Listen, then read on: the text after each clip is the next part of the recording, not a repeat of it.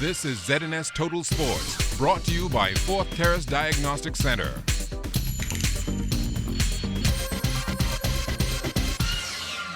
Welcome to sports, everybody. With construction going on by the beach soccer facility at Malcolm Park, Team Bahamas is now practicing at a new venue constructed at Arawak Key. We needed a training facility, so we thought we're better than down at Arawak Key, where there's a lot of tourists come.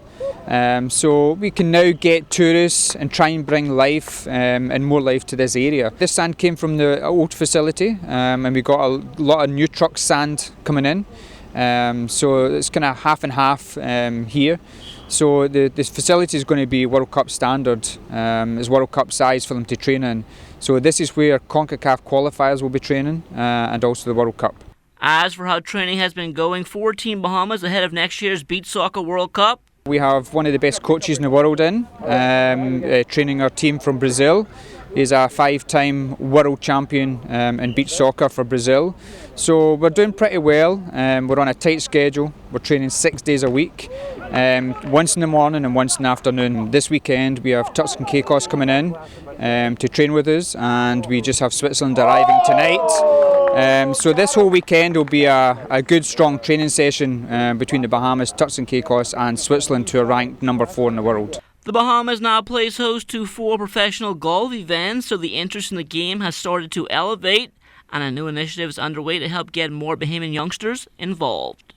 It's indeed a pleasure for us to be here at Dine Brad Limited McDonald's to partner with 14 clubs, all of the hundreds of young people that will be impacted by this program, and of course by extension the Ministry of Education. You know, for Dan Brad Limited, we believe that the single greatest contribution to national development is investing in the young people of the Commonwealth of the Bahamas. Hopefully this opportunity that's been opened for 14 clubs will not be the only time, and it will not be just for primary schools. We're going to take this nationwide. We're going to take this into all schools and all year round. The 3rd annual King Eric Gibson Regatta is underway in Montague Bay. This regatta expected to set the stage for a busy sloop sailing season, which includes the hosting of the National Family Island Regatta.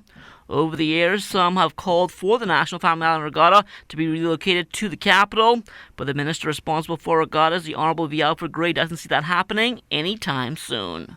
If it isn't broken, why fix it?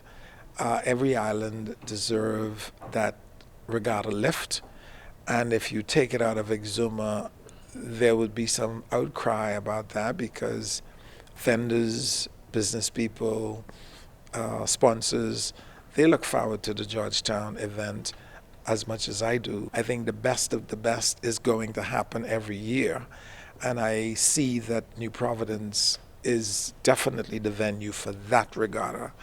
And so to bring everything to New Providence would be Nassau-centric, and I don't think we want to even start to think that way. Corporate giant BTC has come on board and will be the official sponsor for the Carifta Swimming and Water Polo Championships. Those championships will be held right here in the capital during the Easter holiday weekend. Very happy that we have a long-standing relationship with BTC, where they sponsored swimming for 2 more additional years. But additionally, what excites us about Carifta is that we will be able to not only showcase our swimmers at home, but be able to demonstrate how responsible we are as a federation, in that we have a strong corporate governance structure. We are accountable for the results that we deliver. And also, we are one of the federations that produce financial statements, and these statements are available to all members that are professionally prepared by an accounting firm. Because we want to showcase that while we do solicit funds from corporate Bahamas, we will exercise all due diligence on how we account for these monies, and as well as the swimmers that form a part of our federation. Buddy Hield and the New Orleans Pelicans coming up on the short end last night, 99-94 against the Atlanta Hawks. Buddy finishing up 5 for 16 from the field and 4 of 9 from behind the 3-point arc. He had 15 points, 7 rebounds, and 4 assists. Deshaun Taylor is another one of our pro ballers abroad. He's currently with Almina in Iraq and making quite an impact. They look at me to be a leader on the court, and they look at me to make the right decisions in crunch time. You know, we have a lot of close games, so I feel like just decision making and being able to lead my team would probably take us to the next level. My coaches and I, we spend a lot of time, extra time inside the gym. They've been teaching me a few pointers on what to do, at what time, when to penetrate, and just simple little moves that I can use to add to my arsenal. From the college hardwood last night, a monster outing from Michael Carey Jr. He had 21 points and 22 rebounds for the Wagner Seahawks, but they came up short 70-69 to Fairleigh Dickinson. As for LJ Rose, he had 5 points and 5 assists for BYU.